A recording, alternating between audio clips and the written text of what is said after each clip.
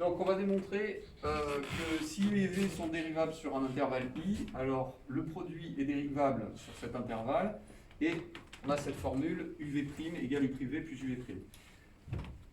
Donc je vais partir d'un point x0 appartenant à I, et puis d'une autre valeur x appartenant à I privé de x0.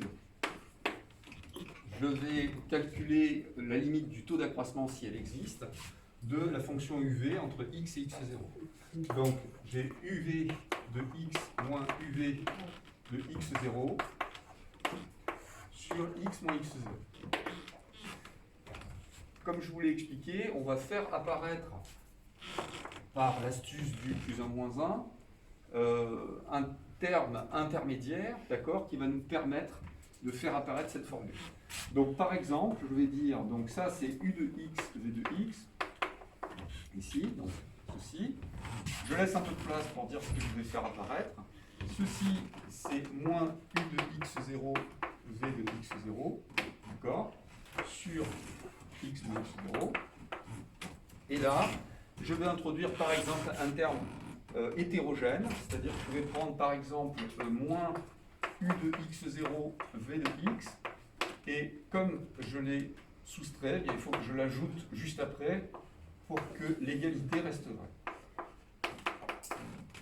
Voilà, donc j'ai ajouté et soustrait le même terme, donc l'égalité et l'égalité. Alors, qu'est-ce que ça va nous donner? Eh bien là, vous voyez que je vais pouvoir mettre en facteur V de x, d'accord? Donc j'ai V de x, facteur de U de x moins U de x0, sur x moins x0. Et ici, je vais pouvoir mettre en facteur U de x0. Et donc, U de x0, facteur de V de x moins V de x0.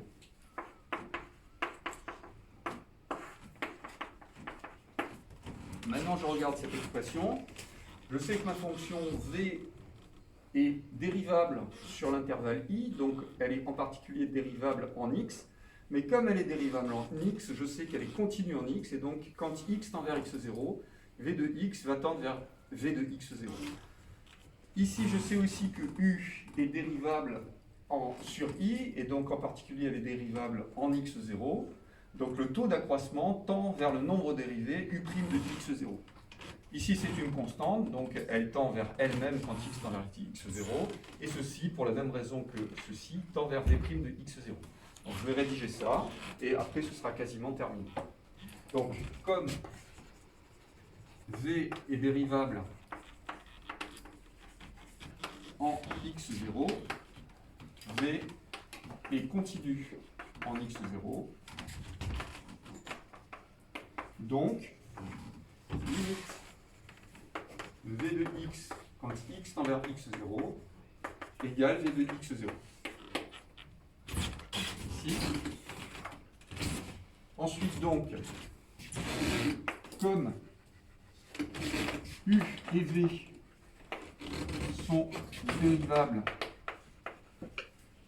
en x0, la limite quand x tend vers x0 de U de x moins U de x0 sur x moins x0 égale U' de x0, et limite quand x tend vers x0 de V de x moins V de x0 sur x moins x0 égale V' de x0, c'est la définition du nombre dérivé, s'il existe. Enfin, la limite quand x tend vers x0 de U de x0 égale tout simplement U de x0, puisque c'est une constante. C'est comme si on vous demandait la limite quand x tend vers plus l'infini de 2. La limite quand x tend vers plus l'infini de 2, c'est 2. Puisque 2 ne dépend pas de x. C'est pareil. D'accord? Conclusion, le taux d'accroissement, alors on va lui donner un nom, ça m'évitera de le réécrire. Donc on va dire taux de x indice x0. Ainsi, taux x indice x0 admet par opération une limite finie en x0 égale à,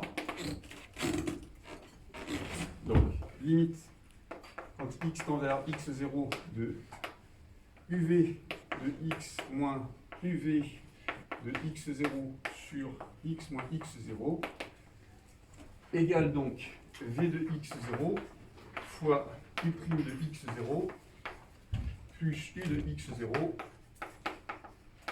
fois v' de x0. Ceci étant valable pour